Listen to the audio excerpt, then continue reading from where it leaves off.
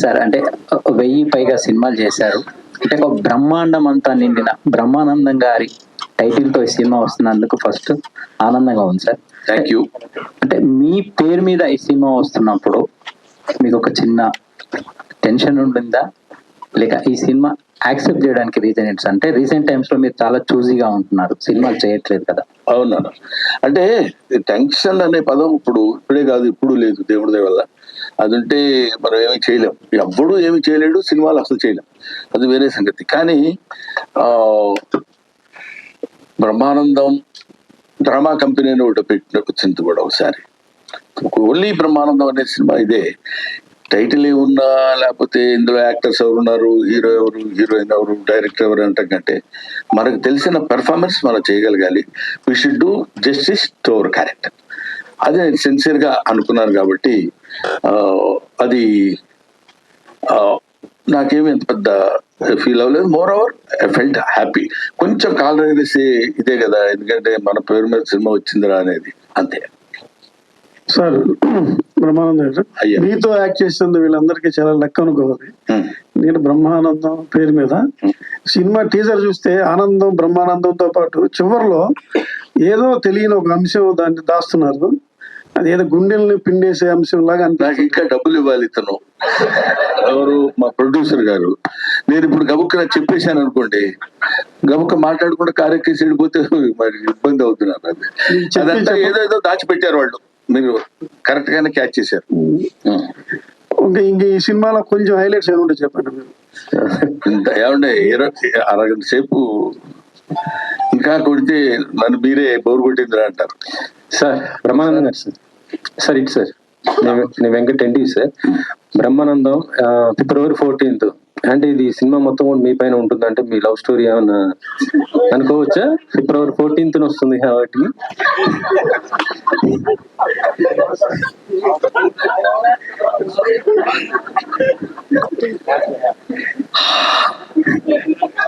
వెంకటరెడ్డి గారు, మీరు నేను మాట్లాడుకోవాల్సిన మాటలా? అంటే సార్ ఇప్పుడు డివిజన్ మిమ్మల్ని తాత అని పిలుస్తుంది కాబట్టి అండ్ మీ బయోపిక్ అందుకని ఆ క్యారెక్టర్ అలాగా దర్శకుడు వచ్చాడు కాబట్టి. సారీ, ఎంత తప్పు చేశారు తెలియదు. అందరూ ఆ క్యారెక్టర్ అలాంటిది కాబట్టి వెంకటరెడ్డి గారు సరదాగా తాత అని పిలవటం మనవుడికి తాతకి ఉన్న మధ్య. అందుకనే ఇవన్నీ భరించేందుకుంటున్నారు తెలుసా అనగానే శాండిలియా ఒకసారి ఫేజ్ మార్చి తాత మనవాళ్ళు ఇద్దరిని ఒక దీనిలో చూపించాడు. అక్కడ వాళ్ళు ఏదో చెప్పాలనుకుంటారు, అది బహుశా ప్రీ రిలీజ్ ఫంక్షన్ లో చెప్పడానికి వాళ్ళు రెడీగా ఉన్నట్టున్నారు. అది anyway, it's a good sensation, దాన్ని ఏమంటారు, sensitive subject with comedy. Comedy stalwarts like sir Kishore గారు, మీరే సార్. మీరు చాలా బిజీగా ఉన్నారు సార్. మీ సినిమా కూడా మీరు ప్రమోషన్ రాలి, కానీ బ్రహ్మానందం గారి సినిమా అనేసి చెప్పండి సార్. సార్ చెప్పండి సార్. అదే ప్రమోషన్స్ కి ఈ మధ్య మీరు ఎప్పుడు కూడా రాలేదు, మీ సినిమాలు కూడా మీరు రాలేదు, బిజీగా ఉండి. అంటే ప్రమోషన్స్ అంటే ఈవెంట్స్ కి రాలేదేమోనండి, ఇంటర్వ్యూస్ అన్నిటికీ యూజువల్ గా ఎవ్రీ ఇంటర్వ్యూ ప్రతి సినిమా ఇచ్చాను. ఈ సినిమా కూడా రాహుల్ గారు చాలా బాగా ప్లాన్ చేశారు. అంటే యాక్చువల్ లిటరల్ గా ఇప్పుడు ఈ రోజు నాకు అన్ని నైట్ షూట్స్ ఉన్నాయని చెప్పి డేలో ప్రాపర్ గా ప్లాన్ చేసి ఒక 2 weeks ముందే అన్ని చెప్పి ఎవ్రీథింగ్ పర్ఫెక్ట్ గా ప్లాన్ చేసి చెప్పారండి. సో దాని ప్రకారంగా we had to make it. అంటే ఈ మధ్య దానిపైన అంటే మీ ప్రమోషన్స్ కొద్ది దూరం ఉన్నారనేసి అనిపించింది. అందుకోసం దూరంగా సార్, నాకు ఫస్ట్ ఆఫ్ ఆల్ ఒక స్టేజ్ మీద మాట్లాడడం అంటే నాకు ఇంట్రోవర్ట్ ని, స్టేజ్ ఫియర్. నిజం అండి. ఎందుకంటే ఇప్పుడు మాట్లాడిన తర్వాత ఇంత చల్లో కూడా చవట పడిపోయింది. సో ఇంటర్వ్యూస్ అనుకోండి సార్, అంటే మనం I can give అంటీన్ interviews, but stage fear కొంచెం ఉంది అంతే. చెప్పండి సార్. ఒకటి రెడ్డి గారు, ఏంటంటే స్టేజ్ మీద మన గురించి ఎవరైనా పొగుడుతూ మాట్లాడాలనుకోండి, మనం ఏ ఎక్స్ప్రెషన్ వాళ్ళకి తెలియదు.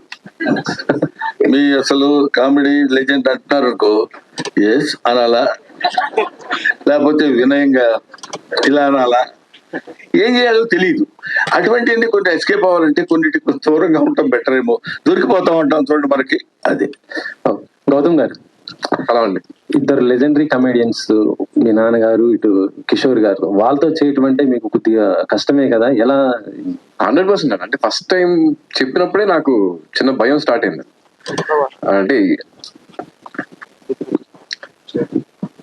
అదే బేసిక్ గా ఆయన ఫస్ట్ ఎప్పుడైతే వీళ్ళిద్దరితో పాటు అన్నప్పుడే నాకు కొంచెం చిన్న షివర్ స్టార్ట్ అయింది. ఫస్ట్ డే షూట్ కి మేము వెళ్ళినప్పుడు నాన్నగారితో ఫస్ట్ షాట్ ఉండింది. ఆ సీన్ లో బేసిక్ గా నేను ఆయన కొంచెం అంటే డామినేట్ చేసి మాట్లాడాల్సిన సీన్ అనమాట.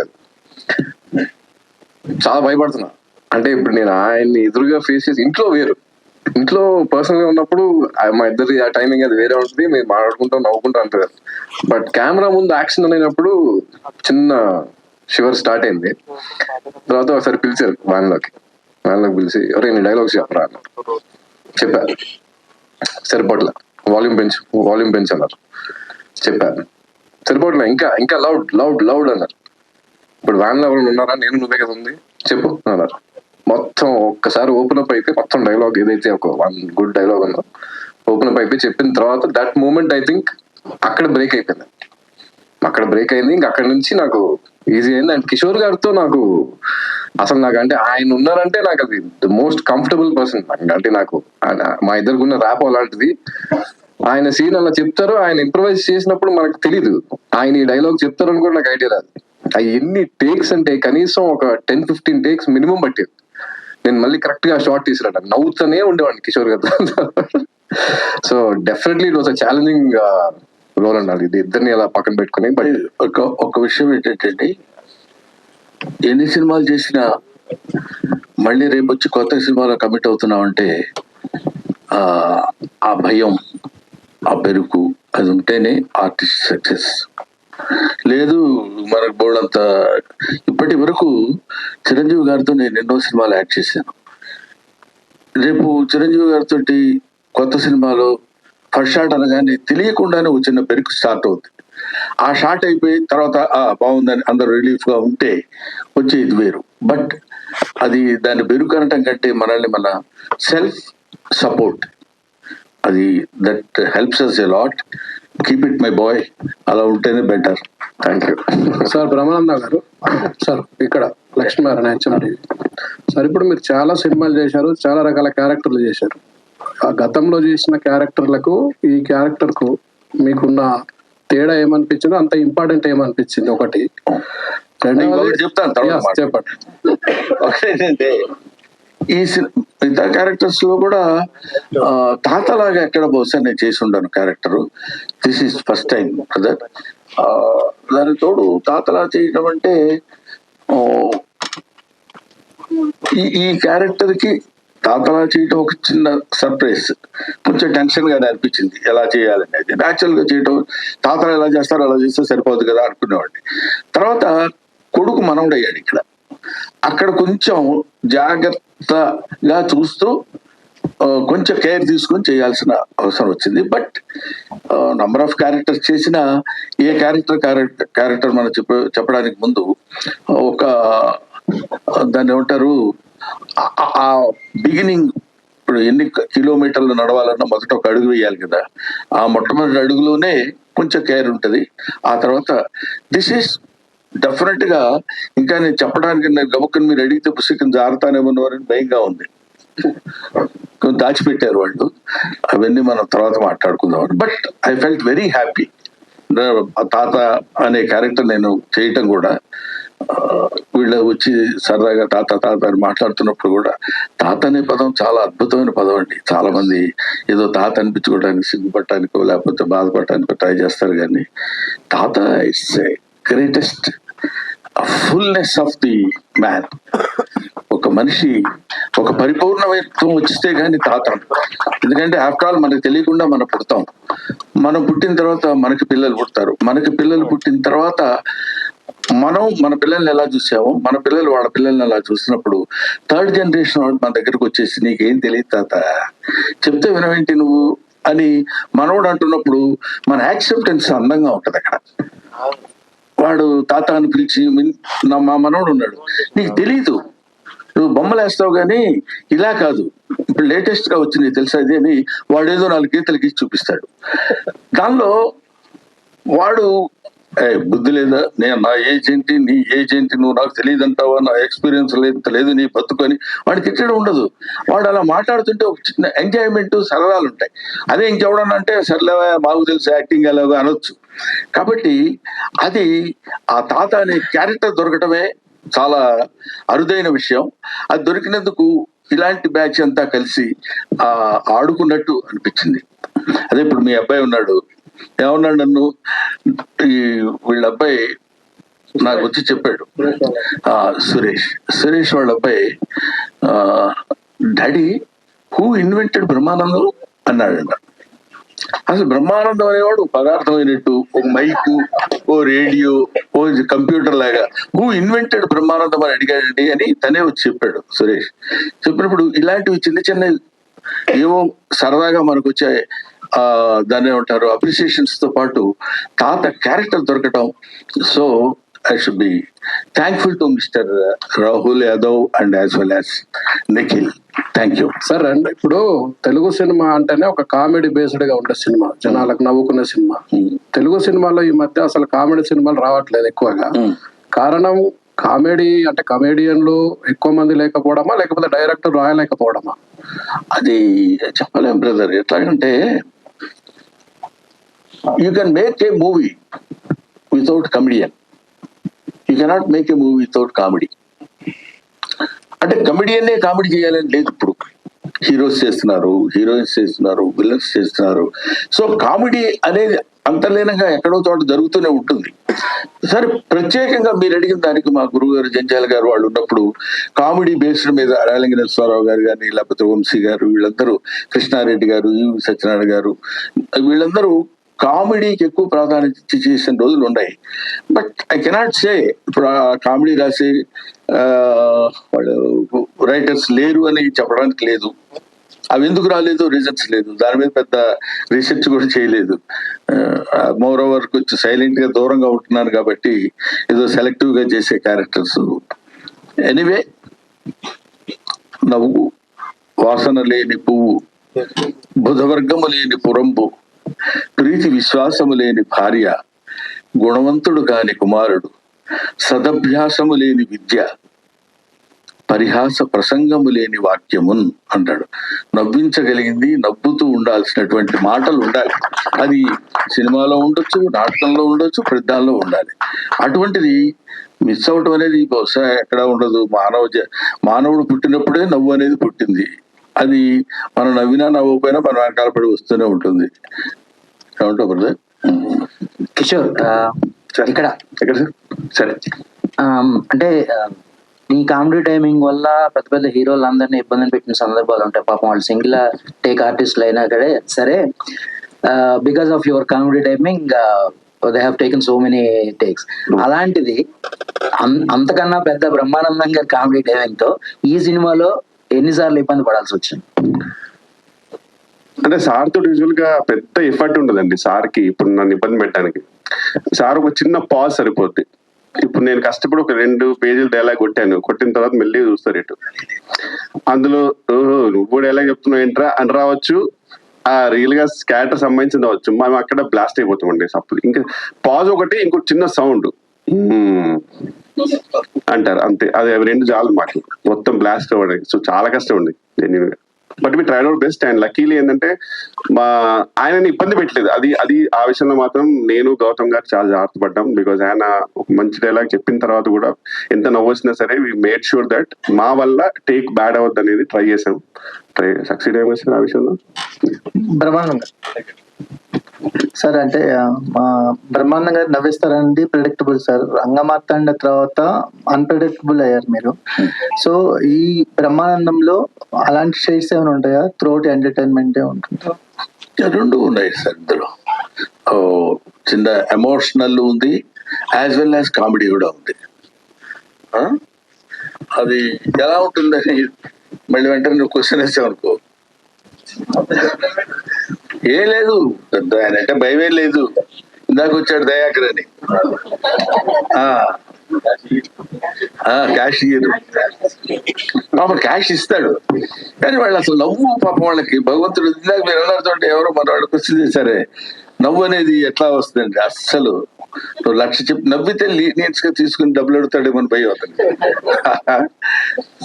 ఓకేనా రాహుల్ గారు, అంటే కథల డిమాండ్ చేసిందా లేకపోతే ఎలా కుదిరింది? కాంబినేషన్ ఒక ఇంపార్టెంట్ ఏంటి? బ్రహ్మానందం గారు వాళ్ళ అబ్బాయిని తీసుకోవడానికి గల కారణం ఏంటి?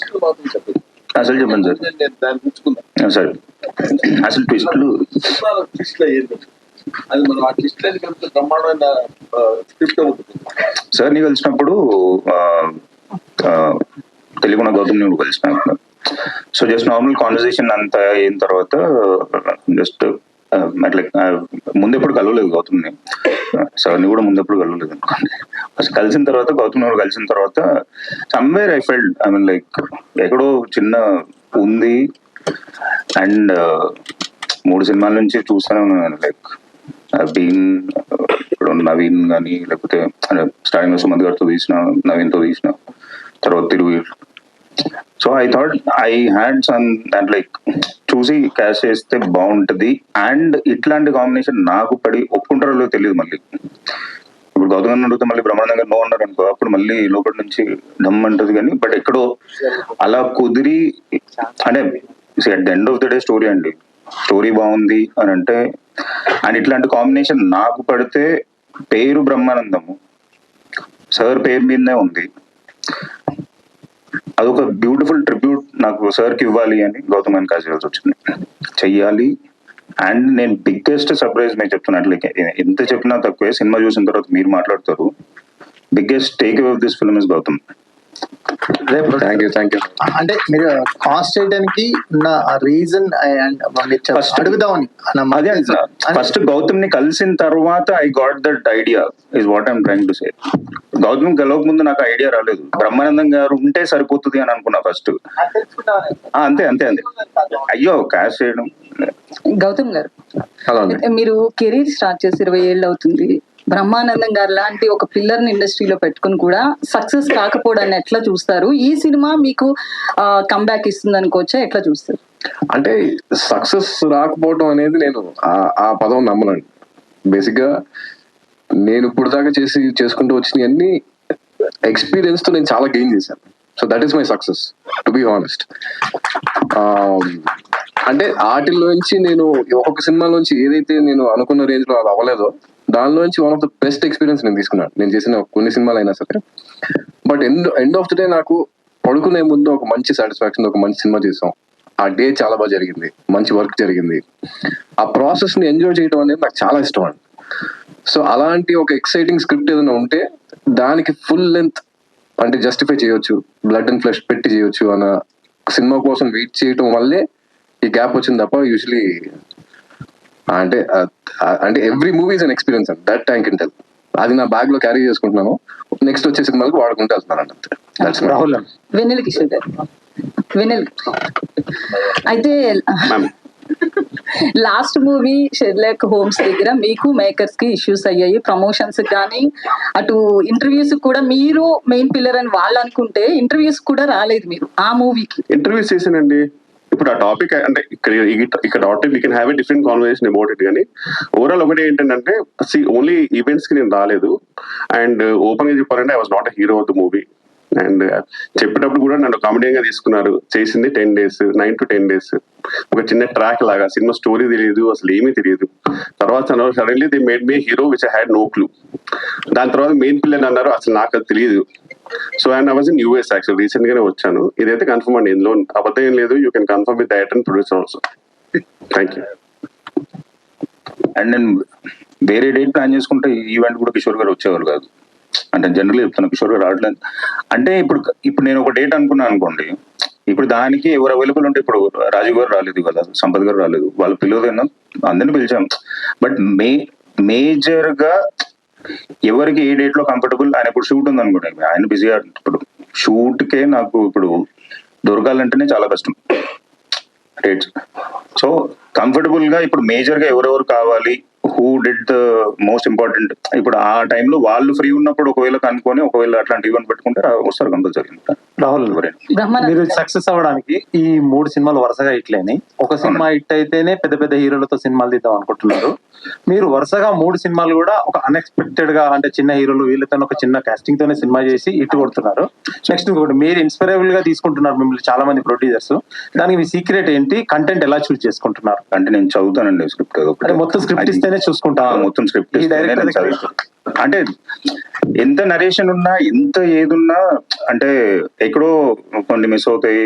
ఆయన సరిగ్గా చెప్పలేవు. అంటే కొన్ని బ్యూటిఫుల్ స్క్రిప్ట్స్ ఉన్నోళ్ళు బెటర్ నరేటర్ కాకపోవచ్చు, అండ్ పెద్ద స్క్రిప్ట్ లేకపోయినా బ్యూటిఫుల్ నరేటర్ అవ్వచ్చు. కానీ మనం చదివితే వీళ్ళు అండర్స్టాండ్ ఇక్కడ. దాని తర్వాత డైరెక్టర్తో డిస్కషన్స్ చేసి, ఇప్పుడు నాకు ఈ ప్రాబ్లమ్స్ ఉన్నాయి, వ్యాలిడా కాదా, దాంట్లో ఏమైనా చేంజెస్ ఏమైనా చేసుకోవచ్చా లేదా.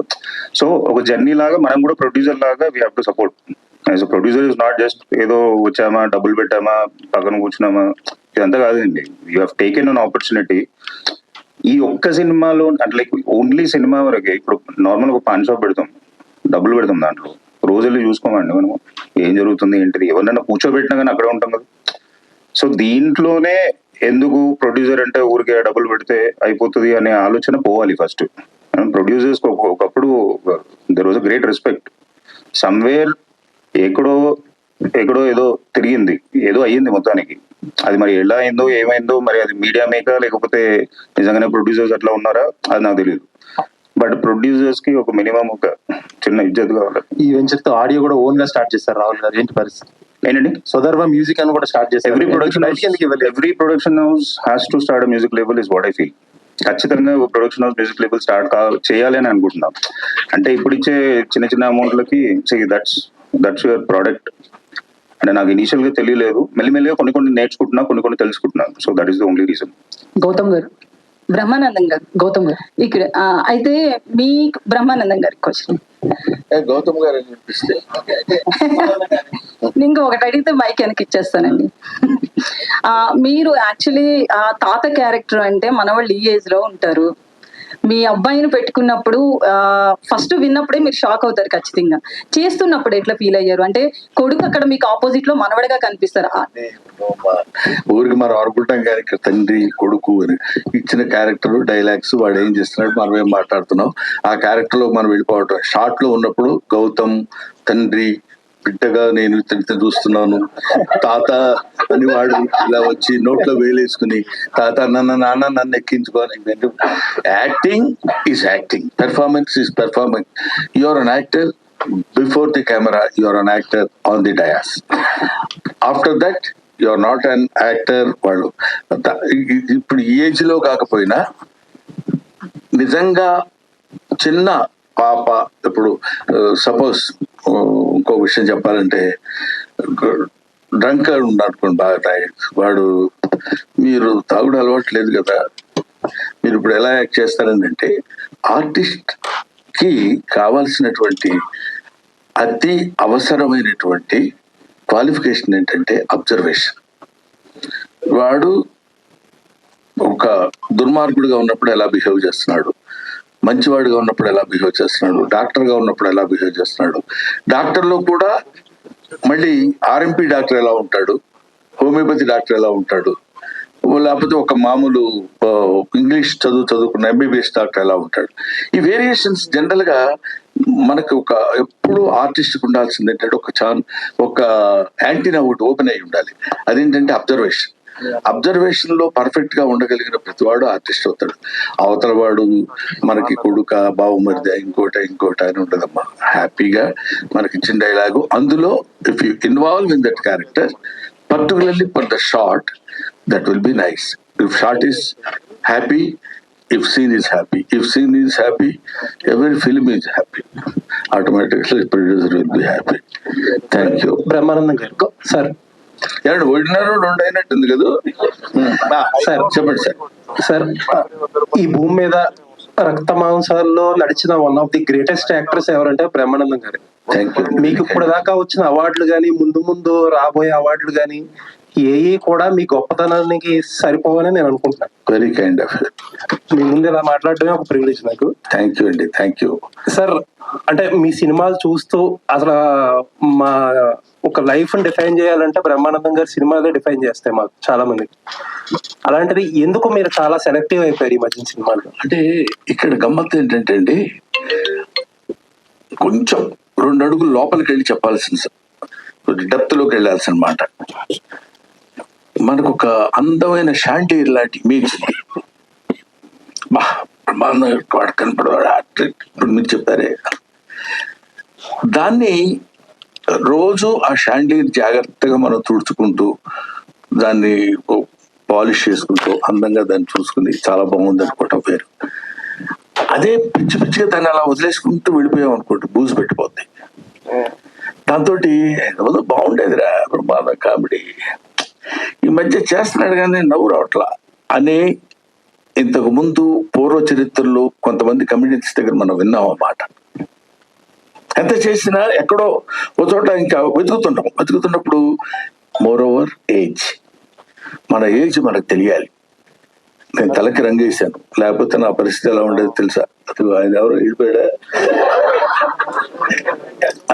కాబట్టి ఆ ఏజ్ ఒకటి, you have to accept the age. Age ని యాక్సెప్ట్ చేయకుండా నేను చాలా యంగ్ అంటే ఇది కుదరదు. కాబట్టి ఇంతకుముందు చేసినంత యాక్టివ్ గా కూడా నేను చేయలేకపోతున్నాను అన్న విషయం నాకు తెలుసు. నేను చేసే కామెడీ ఇంతకుముందులాగే ఎప్పుడెంతసేపు కాడు కొట్టడం ఇవన్నీ చేసిన కామెడీయే చేస్తున్నాను, చేసిన క్యారెక్టర్సే నాకు రాస్తున్నారు. దీనివల్ల నాకు నా ఇమేజ్ కి ఫర్ ఎవర్ గుర్తుపెట్టుకోవాలంటే కొన్ని మనం తగ్గించుకోవాలి అనే ఐడియా సెల్ఫ్ క్రిటిసిజంతో నేను తీసుకుంది. అంతేగానండి నాకు సినిమాల్లో నేను వేషాలు వేస్తామంటే వేషాలు లేక కాదు, వేషాలు ఇవ్వక కాదు, మనం చెయ్యలేక కాదు, చేసినదే ఎంత జాగ్రత్తగా చేసినా కూడా దొరికిపోకుండా ఉండాలంటే అదే నా లైన్ లో వస్తున్నాడని ఇందాక ఊరికి సరదాగా అనలేదు నేను వెన్నెల కిషోర్ని. వెన్నెల కిషోర్కి హీరో వేషాలు వచ్చినా ఇంకేమైనా వచ్చినా ఇక్కడ ఇది మనం చేస్తే లాభం లేదు, వద్దు అనుకుని తన లైన్ తను చూసేసుకుని వెళ్ళిపోవటం. That criticism, self criticism is more necessary. ఇప్పుడు వీడు ఆల్మోస్ట్ 20 years అయింది, 15 years అయింది వచ్చని, మా ఇద్దరి మధ్య ఎందుకు అది. ఇప్పుడు నేను ఆ విషయం చెప్పొచ్చో లేదో తెలియదు కానీ కమ్ముల శేఖర్ సినిమా, శేఖర్ కమ్ముల, మేడం మేము కమ్ముల శేఖర్ అంటాం ఎందుకంటే వీళ్ళ అమ్మ మేనల్లుడు అతను. సరే అది వేరే టాపిక్, అది వదిలేద్దాం. గోదావరి సినిమాలో ఇతన్ని హీరోగా పెట్టాడు. లేడీ ఓరియంటెడ్, నువ్వు తర్వాత యాక్టింగ్ అది పెద్ద పర్ఫార్మ్ అని స్టోరీ వినొచ్చి చెప్పాడు. Is there any meaning in it? అంటే అది ఎవరికైనా తెలియపరుద్దాం అంటే వాళ్ళ అబ్బాయి ఉన్నాడు, వాడికి ఎంత బలుపు తెలుసా, శేఖర్ కమ్మను పిలిచి క్యారెక్టర్ ఇస్తానంటే వద్దన్నాడు. అందువల్ల నా స్టైల్ ఆఫ్ పేరెంటల్ లైఫ్ ఎలా ఉంటుందంటే లెఫ్ట్ ఇట్ దెమ్. వాళ్ళు చిన్నపిల్లలు కాదు, ఇప్పుడున్న జనరేషన్ కి you know what you are. అందుకని ఇందాక మీకు నేను చెప్పినట్టు you can criticize an old man because you know what he is. Don't criticize an young man because you don't know what he will be. మా ముందున్న మొత్తం ఆ బ్యాచ్ మాతో పాటు ఇప్పుడు ఈ జనరేషన్ లో ఉన్న ఈ ముందు ఫ్రంట్ లో కూర్చున్నారు చూడండి, వీళ్ళందరూ అప్పుడున్న జర్నలిస్టులు. ఇప్పుడు వెనకాల కుర్రాళ్ళు వచ్చారు, వాళ్ళందరూ తర్వాత వాళ్ళు ఎంత గొప్ప వాళ్ళు అవుతారు, ఒక్కొక్కళ్ళు ఎలాంటి స్టేజ్కి వెళ్తారో మనకు తెలియదు. ఏం తెలుసమ్మా నీకు, 30 సంవత్సరాల నుంచి ఉన్నాం తెలుసా ఇక్కడ ఇండస్ట్రీలో, 40 years ఇండస్ట్రీ, ఇట్లాంటివన్నీ బోర్డులు పెట్టుకు తిరగడానికి కాకుండా ఎప్పటికప్పుడు మనల్ని మనం చెకప్ చేసుకుని సెల్ఫ్ క్రిటిసిజం ఉన్నాడు ఎప్పుడైనా. అందువల్ల నేను సినిమాలు కొంచెం తగ్గించి జాగ్రత్తగా చేసుకోవడం లేదు.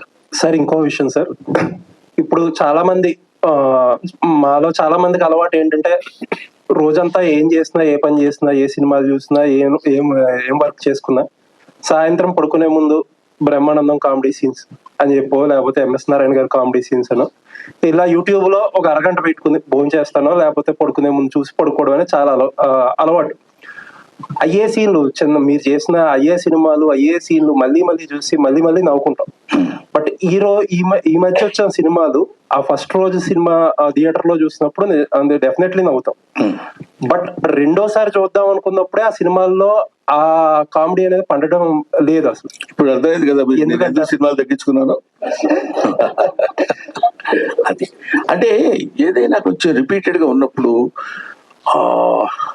కొంచెం ఇబ్బందికరంగా ఉంది. బట్ అందులో కొన్ని ఆవకాయ పచ్చడి ఉందనుకోండి, దాన్ని మూతి కట్టి 1 year వాడతాం, టేస్ట్ గా ఉంటుంది. అదే కొబ్బరి చట్నీ లేకపోతే ఇంకోటి పచ్చళ్ళు ఉన్నాయనుకోండి, అవి ఆ రోజుకే బాగుంటాయి. అన్ని 2 చెత్త ఇవి అంటానికి లేదు. దీని టేస్ట్ దీనిది, దాని టేస్ట్ దానిది. కొంతటికి లాంగ్విటీ ఉంటుంది, కొంత ఉండదు. అది that depends upon the director as well as the writer. వాళ్ళిద్దరూ హాయిగా ఉంటే 10 కాలాల పాటు బతికి అట్లాంటి డైలాగ్ చెప్పగలిగే అవకాశం మనకు కలుగుతుంది తప్ప లేకపోతే రాదు. కిషోర్ గారు భయ్యా మైక్ తీసుకోండి. మైక్ లేకపోతే అడగవా? ఆన్సర్ కావాలి. చెప్పు. బ్రహ్మానందం గారు ఇప్పుడే అన్నారు నా తర్వాత నా దారిలో వస్తున్న కిషోర్ అని. నన్నలే సార్, అంటే చాలా మంది కానీ ఆయనకి ఇష్టమైన కమెడియన్ గా మీరు ఆ ప్రశంసను తీసుకోవడంలో ఒకటి ప్లస్ ఏ రీల్ చూసినా ఏం చూసినా వితౌట్ బ్రహ్మానందం గారు మనం ఎంజాయ్ చేయలేం. డెఫినెట్లీ అదొక వరం అన్నమాట తెలుగు మేమర్స్ కి, రీల్స్ చేసే వాళ్ళకి. సో బ్రహ్మానందం గారి దగ్గర నుంచి మీరు ఏమి నేర్చుకున్నారు? మీరు భవిష్యత్తులో బ్రహ్మానందం గారిలా ఊహించుకుంటే ఎలా మీరు అనుకుంటారు? ఆయన దగ్గర నుంచి మీరు నేర్చుకున్నది ఏంటి అలా తయారవడం? బ్రహ్మాండ గారి దగ్గర నేర్చుకుంది బేసిక్ గా సెల్ఫ్ క్రిటిసిజం అండి. దట్ ఒకటేమో ఫస్ట్ థింగ్ అంటే ఆయన నాకు దగ్గరుండి చెప్పింది అయితే ఎన్నో ఉన్నాయి. అంటే ఈవెన్ కామెడీ టైమింగ్ లో విషయాల్లో కూడా నాకు ముందు చాలా ఫాస్ట్ గా మాట్లాడేవాడిని. సో అలాంటి విషయాల్లో కూడా even if your shouting everything should be clear అనేది అలాంటి కొన్ని చాలా చెప్పారు. అది కాకుండా నేను ఆయన దగ్గర నేర్చుకునేది పర్సనల్ గా సెల్ఫ్ క్రిటిసిజం. అంటే ఇప్పుడు మనకి హీరోగా చాలా అవకాశాలు వస్తాయండి. యాక్చువల్గా చెప్పాలంటే ఆల్మోస్ట్ ఎవ్రీ కమెడియన్ కి హీరోగా అవకాశాలు వస్తాయి. బట్ ఏంటంటే you should see yourself that నిజంగా are you able to shoulder the movie with your responsibility. అంటే మీరు నిజంగా మూవీని రెస్పాన్సిబిలిటీ తీసుకెళ్ళగలరా మీరు? మనకు అనిపిస్తుంది చేసేయచ్చులే అనిపిస్తుంది, కానీ నాకేంటంటే ఓవరాల్ గా anything should be related to comedy. ఒక హీరోగా చేస్తే అందులో హీరో విక్టిమ్ అయి ఉండాలి. He should not be the one who is leading the whole thing. అందులో ఒక విక్టిమ్ అయి ఇలాంటివన్నీ నేను సార్థగా నేర్చుకున్నానండి. సో ఆయన భవిష్యత్తులో బ్రహ్మాండం గారిలా అంటే 7 జన్మలు పట్టినా సరే ఆయనలో గాలి గోడు కూడా సరిపోరు నా ప్రకారం. So we're very happy being his disciples and ఇలాగే ఇన్స్పైర్ అవుతూ ఉంటామండి. We're very happy that I able to sit beside him అంటేనే really very lucky. So that's all I can say. అంటే చాలా మంది కమెడియన్లు చాలా మంది ఉన్నా కానీ మోహన్ బాబు ఉన్నా కానీ అల్లు రావులింగ్ గారు, తర్వాత బ్రహ్మానందం గారు, తర్వాత నెక్స్ట్ జనరేషన్ వినయ్ కిషోర్ అంటే మీరే ఉంటారు. ఛాన్స్ లేదు సార్. ఓపో మీకు తెలియదు ఏముంది ఇంకంతే. Is I would say last legend of the comedy అండి. ఎందుకంటే నా ప్రకారం పర్సనల్ మై ఒపీనియన్, నాకు సునీల్ గారు, వేణుమాధవ్ గారు, ఆలీ గారు, ఎంఎస్ నారాయణ గారు, ఇలా ఈ అందరూ ఒక జనరేషన్ నుంచి చూడండి sir. I don't think anyone can even go close to them. That might be many reasons, might be many other reasons, కానీ నా ప్రకారం అయితే impossible sir. Even to imagine అది ఇంపాసిబుల్. ఇప్పుడు జస్ట్ వీలైనంత మాక్సిమం కొంచెం లైటర్ వేన్ లో వాళ్ళు మిమ్మల్ని ఒప్పించినట్టుగా ఆయన మాట్లాడారు. మీరు ఇంతకుముందు చెప్పినట్టుగా డైరెక్టర్ సరిగ్గా పూర్తిగా నాకు ఎక్స్ప్లెయిన్ చేయలేకపోయాడు, నీ అర్థం చేసుకోవాలి, నేను పెళ్లి చేసుకోవాల్సి వచ్చింది. అది నిజంగా రియల్ గా లేదంటే మామూలుగా ప్రమోషన్ పర్పస్ గా చేసిందా? నిజమే అది నిజం. మొన్న ఆ రోజు జరిగింది ఇన్సిడెంట్. ఆ జరిగిన ఇన్సిడెంట్ ఏంటంటే ఇది బాగుంది కదా, మనం దీన్ని యాజ్ ఇట్ ఈస్ గా ప్రొడ్యూస్ చేస్తే బాగుంటది కదా అని ప్రొడ్యూసర్ గారి ఐడియా. దాంతో పాటు అక్కడ కూర్చొని మనం చేసాం. మనం ఎంత పేరు సంపాదించినా, ఎన్ని ఆస్తులున్నా మన తర్వాత మన వారసులకి అది మనకి ఏమో. అసలు బ్రహ్మానందం గారు వచ్చిన తర్వాత పెద్ద పెద్ద అగ్రదర్శకులు అందరూ కూడా హీరోకి ఎలా కథ రాసుకుంటారు, అలాగే బ్రహ్మానందం గారికి హీరో కంటే ముందు ఒక సీన్స్ బ్రహ్మానంద స్క్రిప్ట్ లోనే ముందు కథలోనే మీ డేట్స్ ఉన్నాయా లేదా తర్వాత విషయం, ప్రతి స్క్రిప్ట్ లో బ్రహ్మానందం ఉండేవాడు మేము చూసినప్పుడు.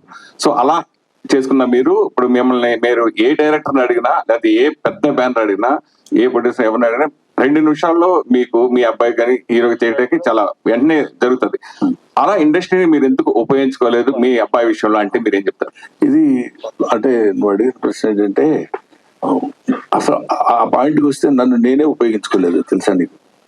I never in my 40 years history నేను ఇంతవరకు ఏ డైరెక్టర్ దగ్గరికి కానీ ఏ ప్రొడ్యూసర్ దగ్గరికి కానీ, ఏ ఆర్టిస్ట్ దగ్గరికి కానీ, లేకపోతే ఏ ఆఫీస్కైనా వెళ్ళి నాకు ఈ క్యారెక్టర్ ఏదైనా ఉంటే చూడండి సార్ అని నేను అడగలేదని చెప్తే అది నా అహంకారం అవుతుంది.